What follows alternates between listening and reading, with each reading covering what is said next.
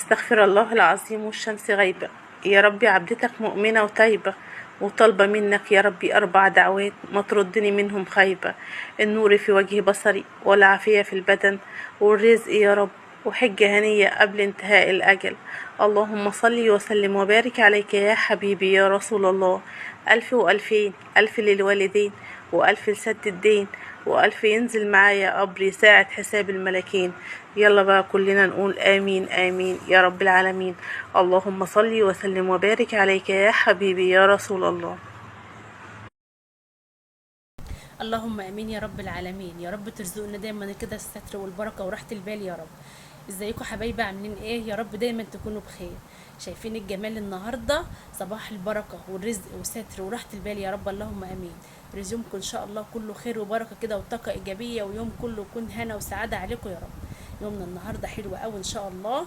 هنعمل شويه سمك وشويه رز كده وسلطه وبتنجان، وعايزين نقول لكم النهارده كان الاكل ما شاء الله عليه عسل.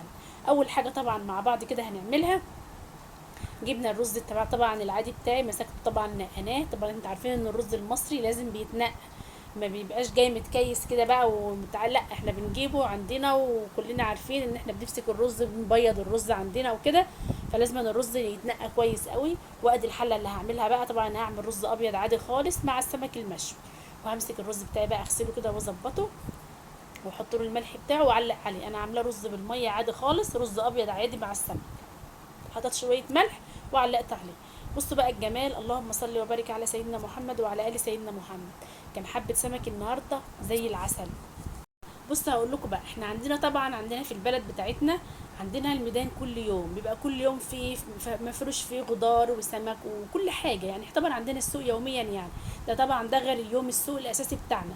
فطبعا انا رحت كده الميدان النهارده، بسم الله ما شاء الله. طبعا يوم الخميس ده بيبقى السمك كتير، وعندنا عامه بيبقى كل يوم يعني سمك برضه وخضار وكل حاجه، بس يبقى يوم الخميس زياده شويه.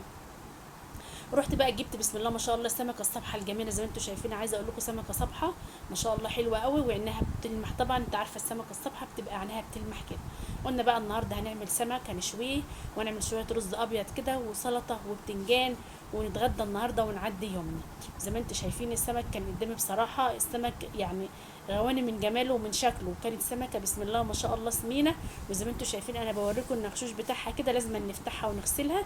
شايفه النخشوش احمر وجميل ازاي؟ طبعا بيعرفك ان السمكه صبحه. وطبعا انت بتعرفي السمكه صبحه لان بتبقى السمكه قدامك ناشفه وبتلمع زي ما انت شايفاها كده، وبتبقى عينها بتلمح شويه، بتبقى عينها بتلمح خالص كده.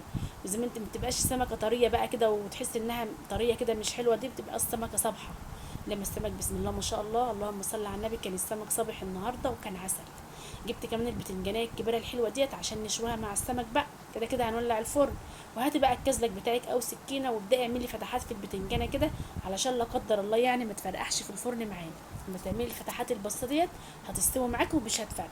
طلعت بقى ولعت الفرن زي ما انت شايفه، ومسكت السمك بقى كده قدحته حلو الفرن الاول طبعا، وقمت ماسكه السمك حطيت عليه رده. الرده دي يا جماعه اللي هي بتبقى النخيله اللي طالعه من الدقيق، نخاله الدقيق. طبعا احنا كلنا عارفين في مصر يعني ايه رده، بنشوي بيها السمك عندنا هنا. وكمان بنحطها تحت العيش، يعني لما نيجي نعجن ونخبز يعني بنفردها تحت العجين بتاعها، بنبطط عليها العجين. ما شاء الله اللهم بارك. ادي السمك بتاعي طلعته. تعالوا اكتبوا له في التعليقات بقى وقولوا مين بيحب السمك الشبار اللي زي حالتنا كده. اكتبوا له كلكم في الكومنتات تحت وعرفوني مين. وادي السمك بتاعي لما شويته، شايفين السمكه ما شاء الله زبده، وكانت في الفرن كده ما شاء الله ايه بتطشطش من السمنه والدهنه اللي فيه.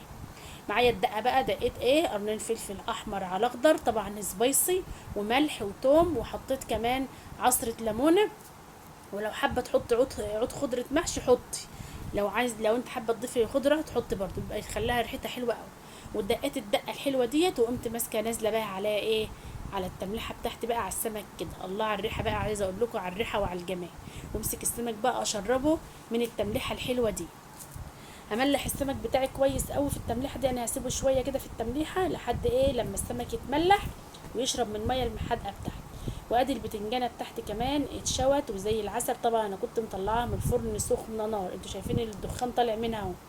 عايزه اقول لكم التملحه بتاعت السمك يا دوبك انا بملحه بس، واسيبه حوالي كام ثانيه كده في الميه المملحه ديت، وبقوم مصفيه على طول من التمليحه علشان ما يحدقش معاكي.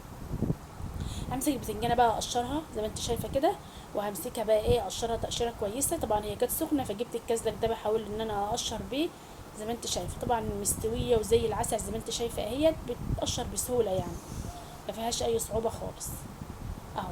وهقشر بقى كده واظبطها كده، وهنبدا بقى. طبعا عملت لها دقه برضو تملحه كده عسل البتنجانه. الدقه بتاعتها دي عباره عن ايه, كام فص توم كده، وعليهم قرن شطه برضو سبايسي، وشويه ملح، وعصره ليمونه. ودقيت بقى الدقه الحلوه دي.